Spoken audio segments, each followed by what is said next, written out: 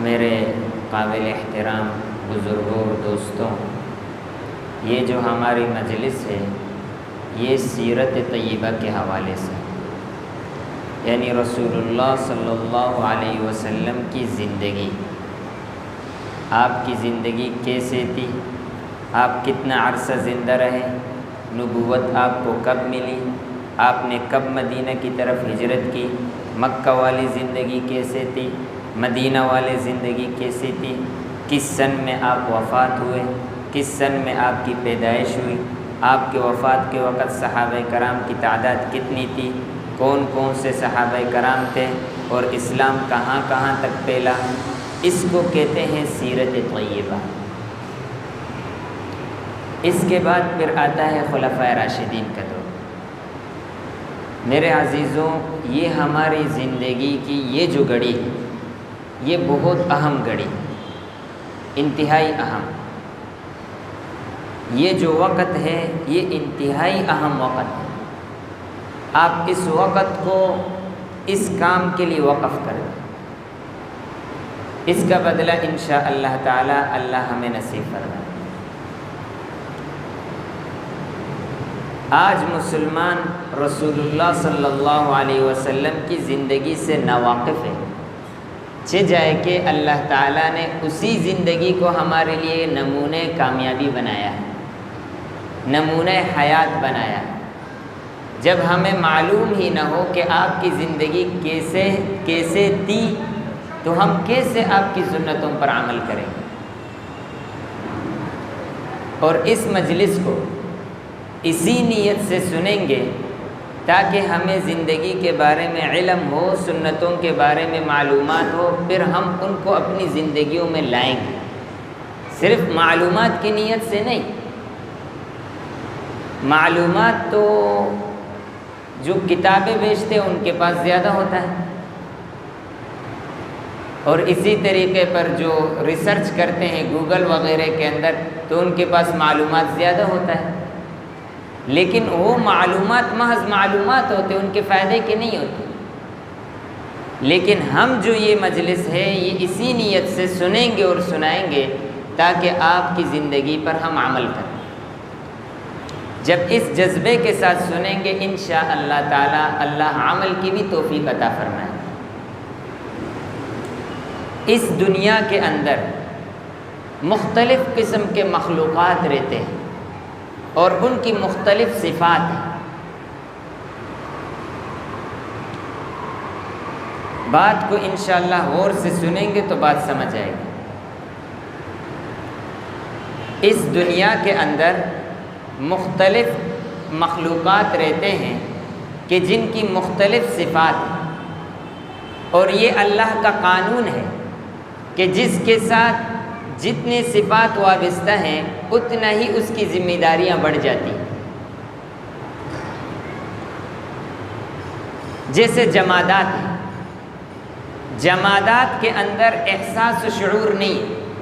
جمادات مثلا یہ ممبر ہے، یہ ڈیسک ہے، یہ الماری ہے، اب یہ جمادات ہیں، یہ ہلتے نہیں ہیں، اس کے اندر کچھ بھی نہیں، تو اس کے ساتھ کوئی ذمہ داری بھی وابستہ نہیں۔ اس ڈیسک کے ساتھ کوئی ذمہ داری وابستہ نہیں ہے، اس کو نہ کوئی حکم چلا سکتا ہے، کچھ بھی نہیں ہو سکتا۔ تو جمادات کے اندر احساس ہی نہیں ہے، اس لیے اس کے ساتھ کوئی ذمہ داری وابستہ نہیں۔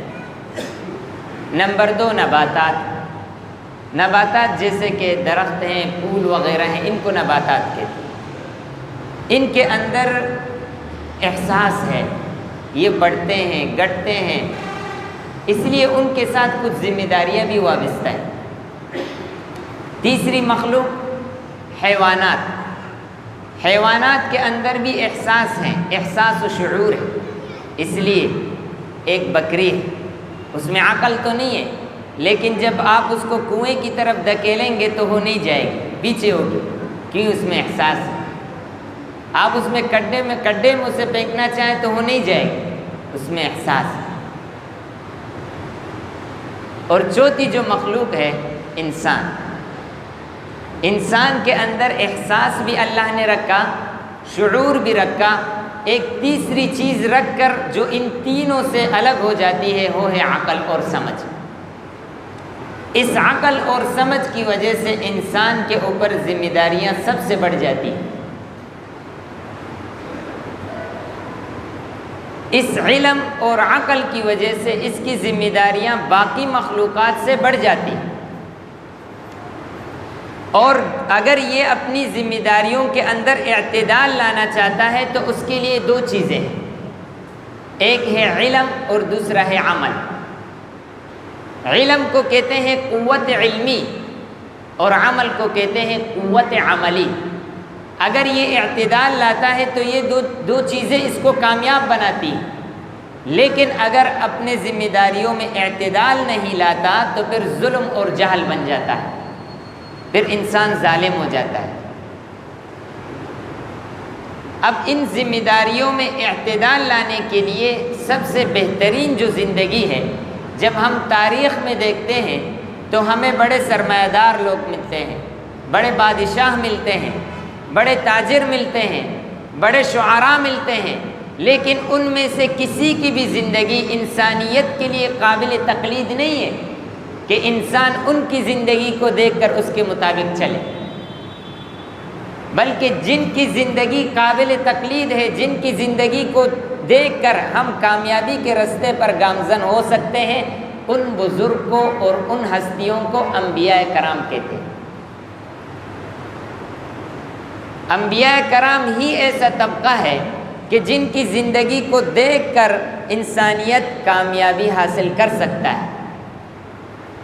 اگر ان کی زندگیوں سے ہم منہ موڑیں گے تو پھر ناکامی ہوگی اور نامرادی ہوگی۔ اور انبیاء کرام کی کڑی میں جو سب سے آخری کڑی ہے وہ ہے محمد الرسول اللہ صلی اللہ علیہ وسلم، جو ہم سب کا اور پوری انسانیت کا پیغمبر ہے۔ آپ کے بعد کسی قسم کا کوئی نبی نہیں آ سکتا، اور رسول اللہ صلی اللہ علیہ وسلم کی زندگی کو اللہ تعالیٰ نے ہمارے لیے نمونہ حیات بنایا۔ فرمایا لقد کان لکم فی رسول اللہ اسوۃ حسنہ۔ زندگی کو نمونہ بنانے کے لیے، نمونہ حیات بنانے کے لیے 4 چیزوں کی ضرورت ہے، 4 چیزوں کی ضرورت ہے۔ نمبر 1 کہ اس کی زندگی میں تاریخیت ہو۔ اس کی زندگی میں تاریخیت ہو مطلب یہ ہے کہ وہ زندگی مستند روایات سے اور مستند لوگوں سے ہم تک پہنچا، اس کو کہتے ہیں تاریخیت۔ نمبر 2 اس کی زندگی کے اندر کاملیت ہو۔ کاملیت بمعنی یہ ہے کہ اس کی زندگی ہر شعبے کے اندر اس کی زندگی ہمیں ملتی ہے۔ نمبر 3 اس کے اندر جامعیت ہو۔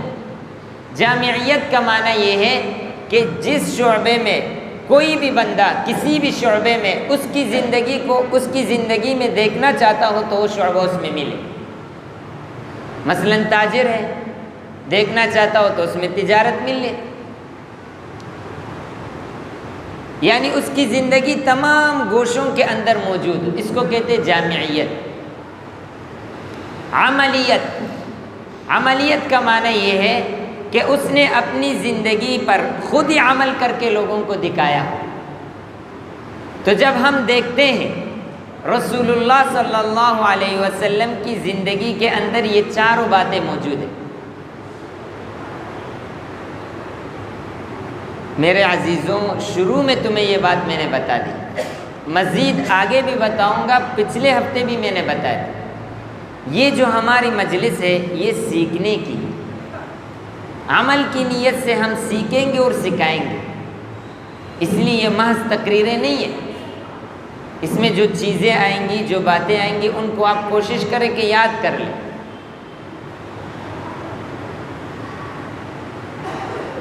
رسول اللہ صلی اللہ علیہ وسلم کی زندگی کے اندر یہ 4 باتیں ہمیں ملتی ہیں۔ آپ کی زندگی کے اندر تاریخیت بھی ہے، کاملیت بھی ہے، جامعیت بھی ہے، عملیت بھی ہے۔ تاریخیت کا معنی کہ آپ کی زندگی مستند طریقوں سے ہم تک پہنچی ہو۔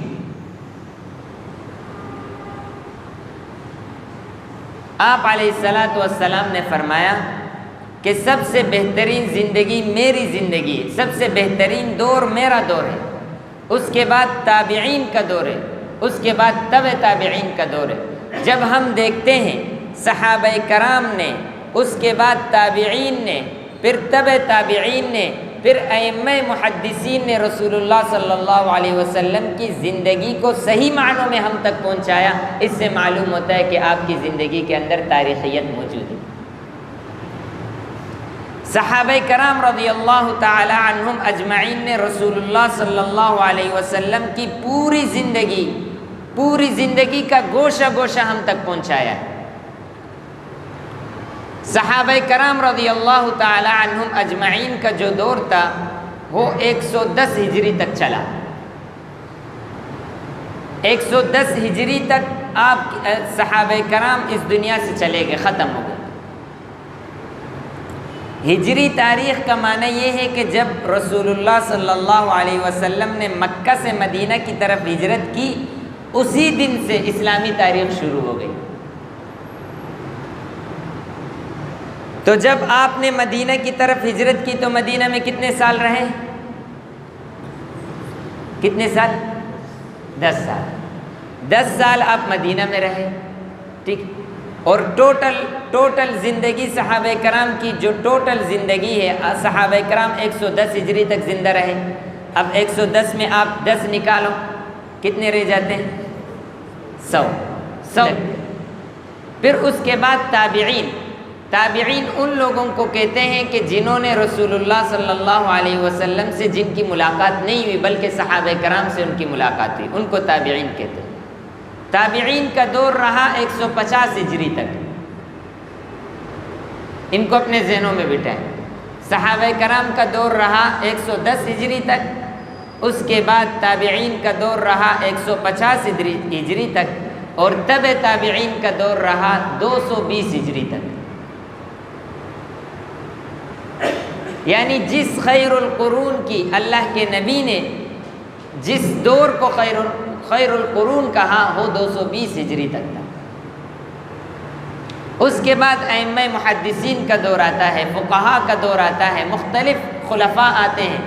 اس پر اللہ نے چاہا اس پر بھی بات کریں، خلفاء راشدین، خلافت امویہ، خلافت عباسیہ، مختلف خلافت آتے ہیں، آخر میں خلافت عثمانیہ آ جاتی ہے۔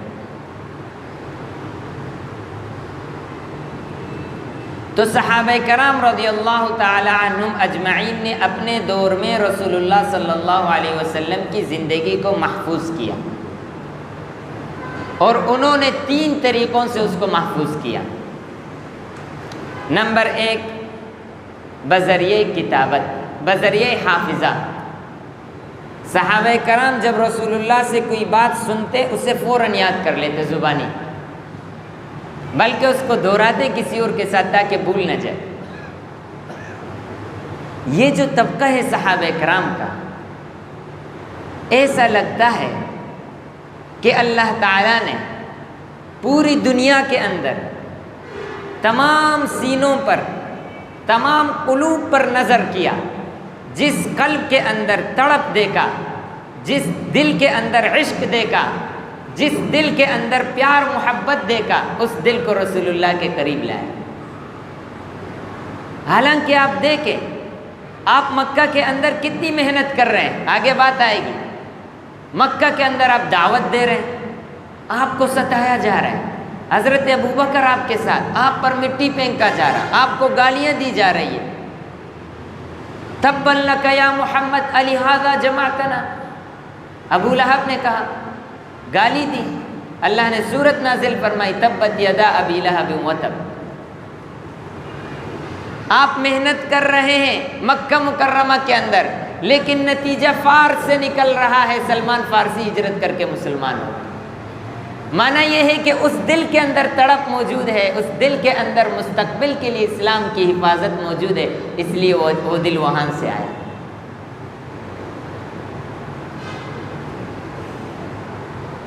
آپ اتنے حریص تھے اپنی امت کے اسلام لانے پر کہ اللہ نے فرمایا فَلَعَلَّكَ بَاخِعٌ نَفْسَكَ، قریب ہے کہ تو اپنے آپ کو ہلاک کر دے۔ آخر میں آیات نازل کی اِنَّكَ لَا تَهْدِي مَنْ أَحْبَبْتَ، جسے تو چاہے ہدایت دے، یہ تیرے اختیار میں نہیں، تو اپنا محنت کر، ہدایت میرے قبضے میں۔ یعنی رسول اللہ صلی اللہ علیہ وسلم اتنے حریص تھے، ایک ایک کے پاس جاتے، ایک ایک کے پاس جاتے، دعوت دیتے، ان کے گھروں میں جاتے، ان کو اپنے گھر پہ دعوت دیتے تاکہ یہ لوگ مسلمان ہو جائیں۔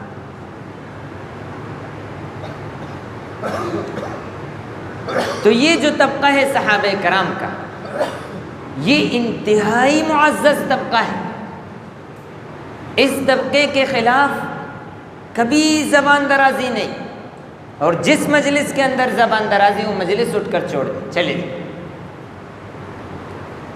ان کے درمیان جو باتیں ہوئی ہیں، کچھ لوگ ان باتوں کو اچھال کر صحابہ کرام کے خلاف مسلمانوں کو بدظن کر رہے ہیں، وہ باتیں آگے آئیں گی۔ وہ کچھ اجتہادی مسائل تھے، اور ہمارا یہ عقیدہ ہے کہ دونوں طبقہ کامیاب۔ اس طرح کی باتیں لوگوں کے سامنے پیش کر کے مسلمانوں کو صحابہ کرام سے متنفر نہ کیا جائے۔ صحابہ کرام ہمارے ایمان کے جز ہیں، ہمارے عقیدے کی بنیاد ہے۔ اگر ہم ان کو درمیان سے کاٹ لیتے ہیں، جیسے کہ تار ہے، آپ اس کو بیچ سے کاٹ لو گے تو بجلی چلی گئی۔ اگر آپ نے ان کو کاٹ لیا تو پھر اسلام ہی چلا گیا، پھر ہم اس روشنی سے اندھیرے میں چلے جائیں گے۔ تو صحابہ کرام رضی اللہ تعالی عنہم اجمعین نے بذریعہ حافظہ آپ کی زندگی کو محفوظ کیا، اور اللہ تعالیٰ نے ان کو بڑے بڑے حافظے دیے تھے، یہاں تک کہ ایک ہی مجلس کے اندر 100 اشعار سن کر اس کو یاد کر لیتے۔ کئی واقعات موجود ہیں کتابوں میں، وہ بات کو جیسے سن لیتے وہاں محفوظ ہو جاتے۔ نمبر 2، بذریعہ کتابت آپ کی زندگی کو لکھا گیا۔